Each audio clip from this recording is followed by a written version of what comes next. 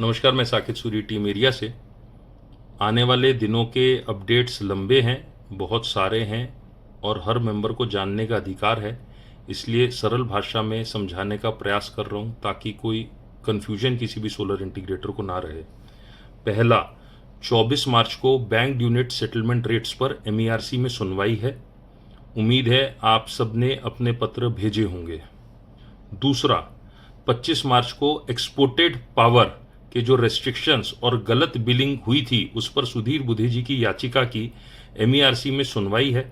आपके द्वारा दिए हुए कुछ एग्जाम्पल इसमें काम आएंगे और हाईकोर्ट से मिले हुए ऑर्डर को ग्राउंड लेवल पर इंप्लीमेंट करवाने में इसमें मदद मिलेगी हमें।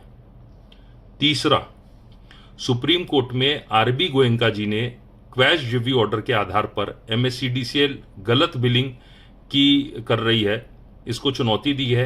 MYT ऑर्डर का इंतजार है। सुप्रीम कोर्ट ने 4 मई तक का समय एक्सटेंशन करके दिया है MYT ऑर्डर के लिए। चौथा, महाराष्ट्र में एक नई पॉलिसी बनाई गई है जो सेल्फ ओन्ड सोलर को डिस्करेज कर रही है। इसके कुछ मुख्य मुद्दे इस प्रकार हैं। पहला, 3 किलोवाट और उससे ऊपर RE सैंक्शन के किलोवाट पर ग्रिड सपोर्ट चार्ज लगेगा। दूसरा, 3 किलोवाट और उससे ऊपर सालाना के बजाय monthly banking as per TOD slots होगी। तीसरा, 10 किलोवाट से 100 किलोवाट के लिए केवल नेट बिलिंग या ग्रीन ओपन एक्सेस का ऑप्शन रहेगा। नेट मीटरिंग का ऑप्शन क्लियर नहीं लिखा है। हाइब्रिड सिस्टम के लिए शायद मिल सकता है। चौथा, 100 किलोवाट से ऊपर long term green open access से RE खरीदना होगा जिसमें 50% या 2 घंटे का बैटरी बैकअप अनिवार्य है।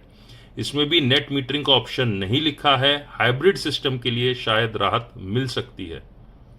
पांचवा, MERC को कहा गया है कि वे ऊपर बताई गई पॉलिसी के अनुसार नियम बनाएं और ऑर्डर पास करें। ये ऑर्डर पब्लिक कंसल्टेशन के बाद होगा, तब हमें एकजुट होकर अपना पक्ष रखना होगा। पुराने सिस्टम या सैंक्शनड अंडर कंस्ट्रक्शन प्रोजेक्ट्स पर यह बदलाव लागू नहीं होंगे। 6 पॉइंट, गूगल फॉर्म के जरिए हमने जो डेटा इकट्ठा किया था उसका उपयोग हम 3 प्रकार से करेंगे। पहला, बुधे सर इसके कुछ इश्यूज को लीगल पर्पस के लिए यूज करने जा रहे हैं, वायलेशन साबित करने के लिए। दूसरा, हम इसे MSEDCL हेड ऑफिस को करेक्शन के लिए और वायलेशन साबित करने के लिए भेजेंगे। तीसरा, हम सर्कल लेवल पर इन्हें क्लियर करवाने के लिए डिस्ट्रिक्ट डायरेक्टर्स और एक्टिव मेंबर्स को डिस्ट्रिक्ट वाइज डेटा भेजेंगे कल मंडे को। कृपया मेंबर्स इसमें सहयोग करें।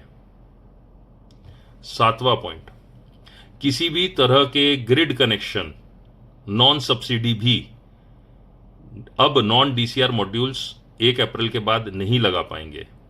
31 मार्च से पहले सैंक्शन ले लें, कस्टमर को सूचित करें और पाइपलाइन में जो ऑर्डर है नॉन DCR के उनको तुरंत क्लोज करें। जहां लोड एक्सटेंशन नहीं है या फर्स्ट बिल नहीं जनरेट हुआ है वहां परचेज ऑर्डर लें, कंस्ट्रक्शन थोड़ा सा दिखाएं, थोड़ा डॉक्यूमेंटेशन और काम करें, लेकिन नॉन DCR को 100% कमिटमेंट ना करें, हो सकता है वहां DCR लगाना पड़े। 8th पॉइंट, हमने मिनिस्ट्री ऑफ पावर का एक ड्राफ्ट ग्रुप में शेयर किया था कंज्यूमर राइट्स का। कमेंट्स जमा कराने की आखिरी तारीख 11 अप्रैल है, वो भी वर्ड फाइल में करनी है। हम एरिया का सबमिशन और 3 सैंपल ड्राफ्ट 27 मार्च को शेयर करेंगे, तो आप लोग भी अपने कमेंट जरूर भेजें।